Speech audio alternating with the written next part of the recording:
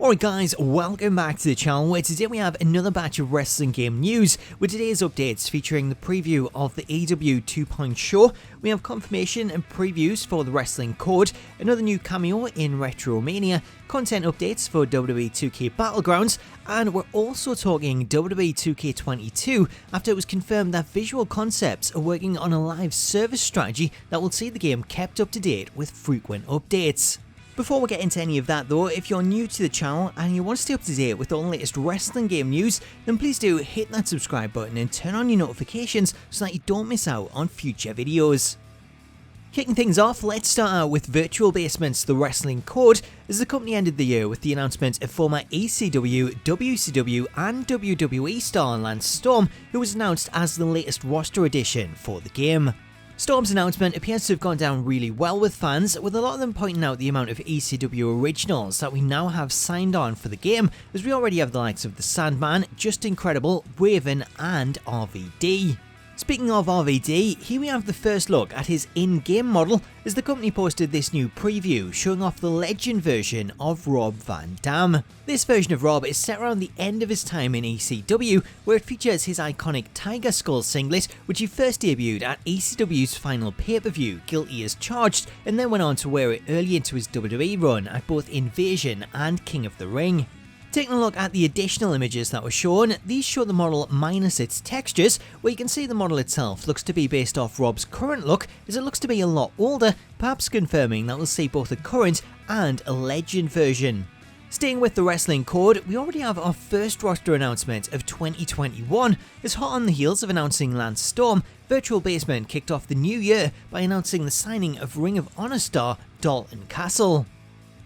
Switching over to Retromania, we're now just 52 days away from the game's release, which takes place on February 26th, with the team hard at work fixing any last minute bugs as they continue to put the game through rigorous testing. Due to this, we don't have any big updates to share this week, however we do have our first look at the Stevie Richards training facility, which is featured at the beginning of the game's story mode, as this section of the game allows players to get to grips with the controls and learn how to perform all of the different moves. Other small updates include news that a new idle animation has been worked on, which will see the players breathing whenever they stood still, similar to the one that is used for the referee. Plus, we also have the reveal of the latest cameo, as YouTuber Radical Reggie revealed this new preview featuring himself alongside fellow YouTubers John Hancock and Metal Jesus. It's unknown which arenas these three will appear in, however it's likely that we'll see them pop up in the Too Many Games arena, as this is the arena that's featured the other cameos, including the recent reveal of Jay and Silent Bob.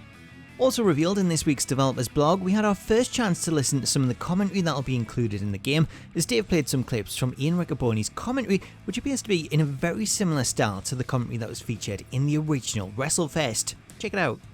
All this is a house on fire! So you heard that one.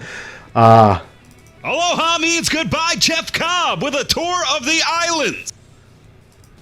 Animals gone berserk. Blue Meanie is a man possessed. Got it. Down he goes.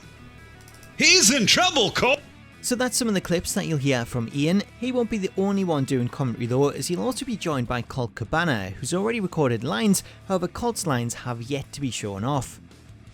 Up next, we're talking AEW Games, as this week sees the debut of the new AEW Games 2.0 show, which takes place this Wednesday following the conclusion of Dynamite.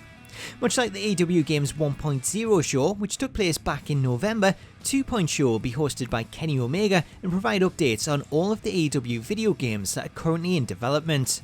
As for what those updates are, that is anyone's guess at the moment, however I would imagine that we'll see a few small updates on the AEW console game, perhaps showing off some footage of the audio capture which took place in December, as well as updates on the AEW Elite GM mobile game, as that was recently teased by Aubrey Edwards, who was shown running the game on her phone. That footage of Aubrey featured a few elements that were blurred out as they hadn't been revealed, therefore there's a good chance that we could see some of those features announced. Additionally, we're also about to see some kind of update on the AEW Double or Nothing casino game, as that game is said to be a lot closer to release than the other two, so I wouldn't rule out AEW pulling an Apple move and announcing the casino game will be available later the same day. I do want to stress though, that is not confirmed, that is just speculation on my part, but we'll find out more following Dynamite this coming Wednesday. Moving over to WWE, let's quickly touch on Battlegrounds before we switch over to WWE 2K22, as week 3 of the third free DLC update goes live tomorrow, with this week's offerings including Sami Zayn and Bret the Hitman Hart, both of which are due to go live around 3 AM PT in the States or 11 AM here in the UK.